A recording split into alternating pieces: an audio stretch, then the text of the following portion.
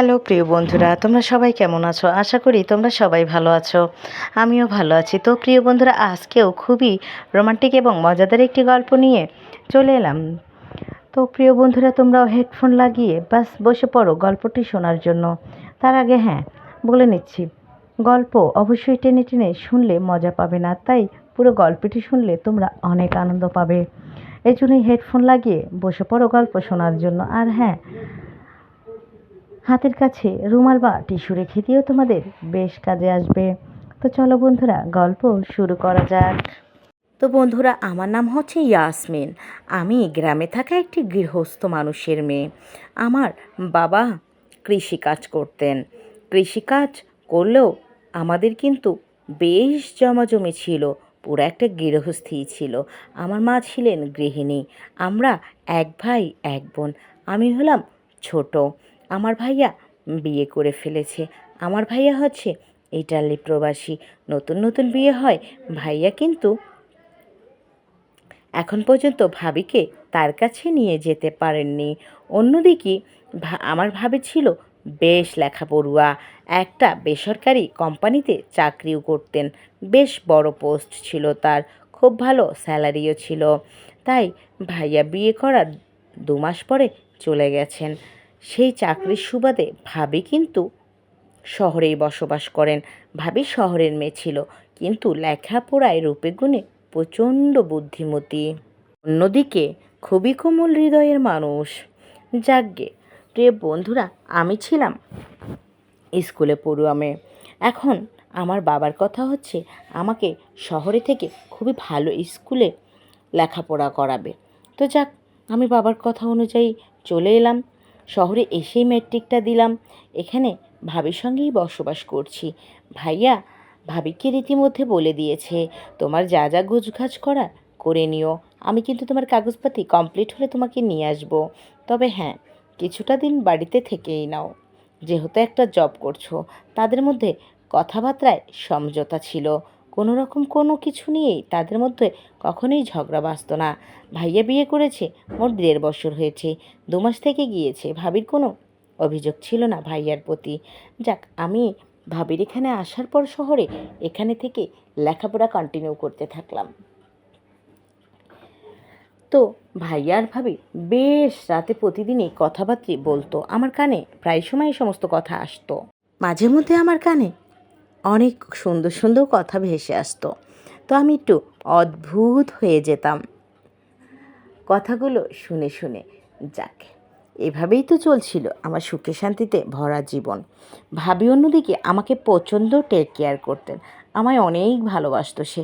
যেমন ছোট মানুষের মতো আমার খাওয়া দাওয়া, একের পর এক ড্রেস পরবো, লেখাপড়া, সব কিছুতে বরাবর খেয়াল রাখতো। যদিও সে চাকরিজীবী ছিল, কিন্তু আমার কোনো প্রয়োজনে সে কখনো কোনো ব্যাখেয়াল করেনি। ভাইয়ার সাথে মাঝে মধ্যে আমার কথা হতো। তারপরে আমার সঙ্গে কথা হওয়া শেষ হয়ে গেলে ভাবিকে দেখতাম সবসময় বেডরুমে বসে বসে ভাইয়ের সঙ্গে কথা বলতেন। তুই তো আসা যাওয়ায় ব্যালকনিতে বা ড্রিঙে বসে থাকা অবস্থায় যে যে কথাগুলো আমার কানে আসতো, তা খুবই মজার মজার কথা। তোমরা জানো না বন্ধুরা। যাকগে, ওসব তো হচ্ছিলই বাড়িতে। তো হঠাৎ করে ভাইয়ের সাথে কথা বলাকালীন দেখলাম যে ভাবির ফোনটা বেজে উঠল। ভাবি বলল, আমি তোমার সাথে একটু পরে কথা বলছি।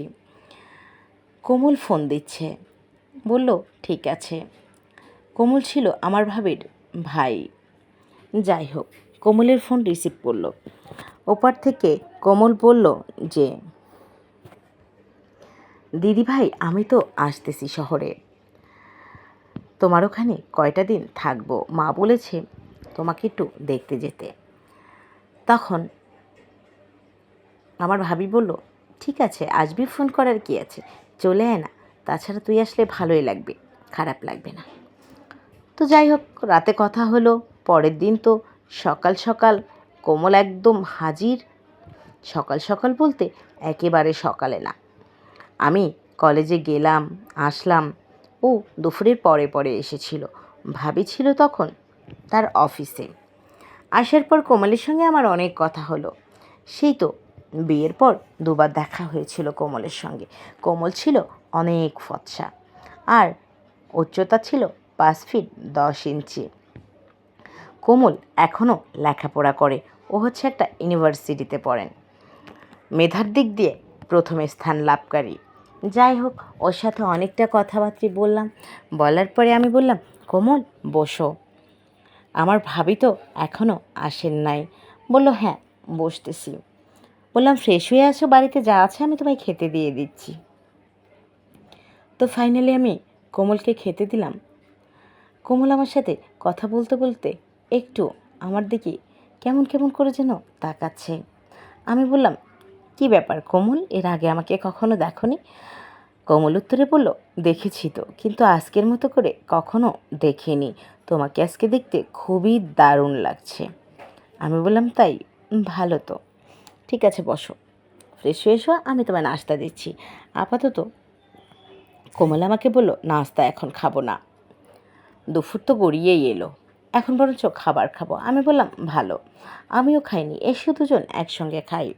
তারপরে আমি কোমলকে খাবার দিচ্ছিলাম, দিতেই কোমলের চেয়ারে বসে থাকা পাটা একটু ছড়ানো ছিল, ওর পায়ে আমার পাটা লেগে যায়, আমি হোঁচট খাই এবং পড়ে যেতে লাগি।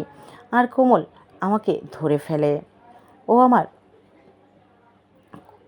এমন অবস্থায় ধরলো, ওর ধরাটা আমার কাছে একটু অদ্ভুত লাগলো, মনে হচ্ছে শরীরটা ঝিমঝিম করে উঠল। যাই হোক, তারপরেও আমাকে বসালো, বলল, বাস বাস আমি নিচ্ছি, বুঝতে পেরেছি, তুমি একটু বসো, একটু সাবধানে কাজ করো। কিন্তু কোনো অবস্থায় সেই শোয়ার কথাটা আমার মাথা থেকে যাচ্ছে না, এটা কেমন ঝিমঝিম কেন করলো? তো প্রিয় বন্ধুরা, তারপরে বললাম, কোমল তুমি তো অনেক জার্নি করে এসেছো, রেস্ট নাও, ভাবে চলে আসবে। এই বলে আমি আমার ঘরে পড়ছিলাম। তখন প্রায় বিকেল হয়ে এসেছে। তো আমি পড়ার বইটা টেবিলে রেখে কোমলের ঘরের দিকে আসলাম। এসে দেখলাম কোমল ঘুমোচ্ছে না মোটেও। কোমল মোবাইলটা সামনে রেখে খুব সুন্দর করে কাজ করছে ঘরের মধ্যে। অদ্ভুত ব্যাপার, এই তো এলে, হুট করে দিনে দুপুরে কাজ করছো ঘরের মধ্যে, অদ্ভুত না? আমি না দেখতে থাকি, কারণ দরজাটা আবজানো থাকলেও লাগানো ছিল না, দরজার ফাঁকা দিয়ে বাইরে থেকে সবটাই দেখা যাচ্ছিল। তো কোমলের এখনো দৃশ্য দেখে আমার মনের মধ্যে জেগে উঠল অনেক ইচ্ছে। তো আমি কী আর করব, আমি সেই দৃশ্যটা খুব সুন্দরভাবে দেখতে থাকি। দেখে আমি ওখান থেকে চলে আসলাম, আর ওখানে দাঁড়ালাম না, না দাঁড়িয়ে নিজের ঘরে চলে আসলাম। কিছুক্ষণ পর দেখলাম কোমল তার ঘর থেকে বের হয়ে ঘাড়ে টাওয়াল নিয়ে বাথরুমের দিকে যাচ্ছে। আমি সবটা দেখেও না বোঝার ভান করে থাকলাম। তারপরে সন্ধ্যা হয়ে গেল, আর ভাবি বাড়িতে চলে আসলো। ভাবি তো কোমলকে দেখে অনেক খুশি, তারা বাড়ির বিষয়ে অনেক কথাবার্তা বলল। আমি ওখানে ছিলাম, ওদের এত ফুলসুটি গল্প দেখে আমি বললাম, তোমরা ভাই বোন গল্প করতে থাকো, আমার তো পড়া আছে, আমি চললাম। আমি আমার ঘরে লেখাপড়াই করছিলাম। আমি অনেক রাত পর্যন্ত পড়তাম। তারপর কোমলোর বোনের সঙ্গে কথাবার্তা শেষ করে রাতের ডিনার শেষে ঘরে শুতে গেল। শুতে যাওয়ার পর সে তো অনেক ক্লান্ত ছিল, খুবই বিভোর হয়ে ঘুমিয়ে গেছেন। আমি অনেক রাত পর্যন্ত লেখাপড়া করলাম। লেখাপড়া করে করে এখন আমি বাথরুমে যাব, আমি শুতে যাব ফাইনালি। কিন্তু দেখলাম ভাবি কথা বলতেছে ফোনের মধ্যে, কথা বলার আওয়াজটা পাচ্ছি, আওয়াজটা একটু ভিন্ন ধরনের ছিল। আমি বললাম, কী ব্যাপার, কথা তো বলতেছে, এবার আওয়াজ কিসের দেখি তো। পরে দেখলাম দরজাটা লাগানো, কিন্তু জানালা তো আমার রুমের পাশেই।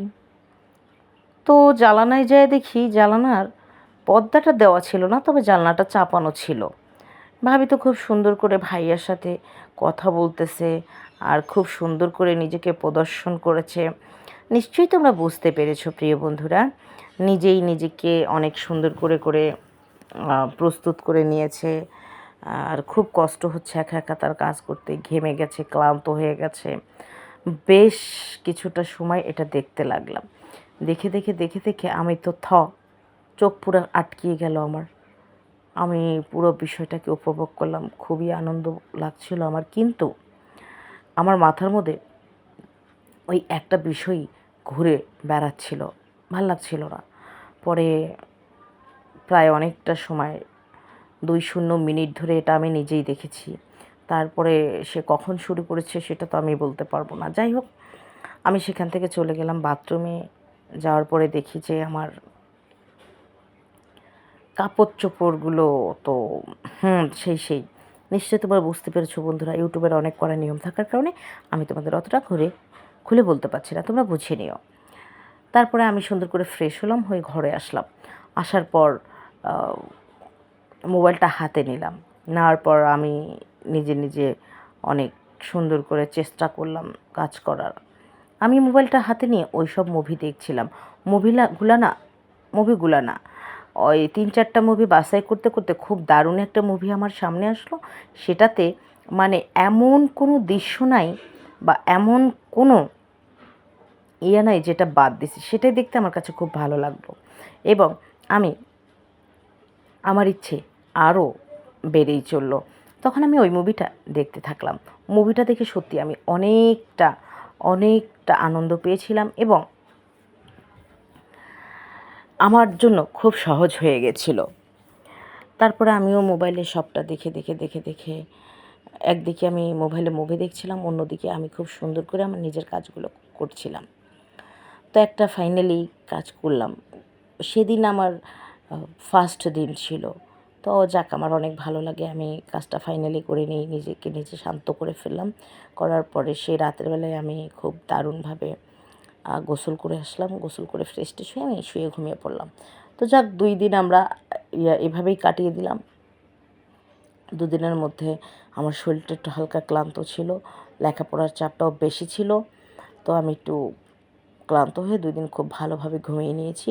এখন পড়ার পালা, পড়তেছি। ভাবি অফিস থেকে এসেছে, আসার পরে আমাকে বলতেছে যে আমার শরীরটা তেমন ভালো লাগছে না, আমি খেয়ে শুয়ে পড়বো। আমি বললাম আচ্ছা ঠিক আছে। তো ভাবিকে আমিও একটু সাহায্য করলাম। ভাবি সত্যি খেয়ে শুতে চলে গেল। আমি ভাবিকে বললাম, আজকে প্রতিদিন তো তুমি আমাদের অনেক সেবা যত্ন করো, আজকে আমিই করে দিচ্ছি। তাই বলে ভাবিকে দুধের গ্লাসটা দিয়ে দিলাম। দেওয়ার পরে ভাবি দুধটা খেয়ে নিলেন। খেয়ে ভাবি সত্যি শুয়ে ঘুমিয়ে গেল। অন্যদিকে আমি কোমলের ঘরে গেলাম দুধের গ্লাস নিয়ে। যেয়ে দেখলাম কোমল মোবাইলে ওসব সুন্দর মুভি দেখছে। বেশ দৃশ্য চলছে সেখানে। আর মাত্র প্রস্তুতি নিয়েছে, এর মধ্যে তো আমি যাই হাজির। আমি অতটা খেয়াল করলে হয়তো বা রুমের ভিতরে ঢুকতাম না, কিন্তু এমন একটা সময় গেছি তখন সে খুব সুন্দর একটা আলু ছিল, আলুটার সাইজ ছিল লম্বা চওড়া, তার হাতে ছিল সুন্দর করে তার কাজ, যাই হোক সে করতেছে। তো আমি যে বিষয়টা পুরো দেখে ফেলায় ও বলল, কি ব্যাপার তুমি এখানে? আমি বললাম, আসলে আমি তোমার জন্য দুধের গ্লাস নিয়ে এসেছিলাম, তো এসে তো যা দেখার তা দেখলাম। তো খারাপ না, ভালোই, কিন্তু হ্যাঁ, এতে করে কিন্তু শরীর খারাপ হয়ে যায়, জানোই নিশ্চয়। বলল, কি করব, কিছু তো করার নেই। আমি বললাম, কেন? আশেপাশে তাকালেই তো কিছু করার থাকে, তাছাড়া তুমি যদি আমাকেও বলতো আমি কিন্তু তোমাকে হেল্প করে দিতাম। এই কথা শুনতেই কোমল আমাকে বলল, সত্যি তুমি আমাকে হেল্প করতে? আমি বললাম, আমি কখন হেল্প করব না বলেছি? বললো, হ্যাঁ সেটাই তো, করবে? আমি বললাম, হ্যাঁ করবো তো। তখন আর বললো, ঠিক আছে, কোনো কথা নাই, দাও দুধের গ্লাসটা দাও। ও আমাকে অর্ধেকটা দুধ খাইয়ে দিল। দেওয়ার পরে ও সুন্দর করে বাকি অর্ধেক খেয়ে নিল। বললো, দিদি কোথায়? আমি বললাম, ঘুমিয়ে পড়েছে, শরীরটা ভালো নেই। বললো, তাহলে তো ভালোই হলো। এই কথা বলতেই আকাশে খুব বৃষ্টি হতে লাগলো, চারিদিক থেকে বাতাস আসতেছে। আমি বললাম, তাহলে তো হয়েই গেল, প্রকৃতিও সাথ দিচ্ছে, আর কিসের চিন্তা। তারপরে আমি ওকে জিজ্ঞাসা করলাম, তো তুমি পারবে তো? এর আগে তো কখনো ট্রাই করোনি বা পরীক্ষাও দাওনি, যদি না পারো বলো, দেখি না ট্রাই করে। আর এখন যে বলছো, আমার বিশ্বাস যে তুমি অনেক আনন্দিত হবে আমার কাছে। আমি বললাম, ঠিক আছে, ট্রাই করে দেখা যাক। তারপরে কোমল বাড়ি পরিচ্ছন্ন করার কাজে লেগে পড়লো, একদম উঠে পড়ে লাগলো। যেমন ফার্স্টে সে ওয়ালের উপরে উঠেছিল, উঠে খুব সুন্দর করে ওয়ালে সুন্দর দুটো লকেট ছিল, সে দুটো অনেক মানে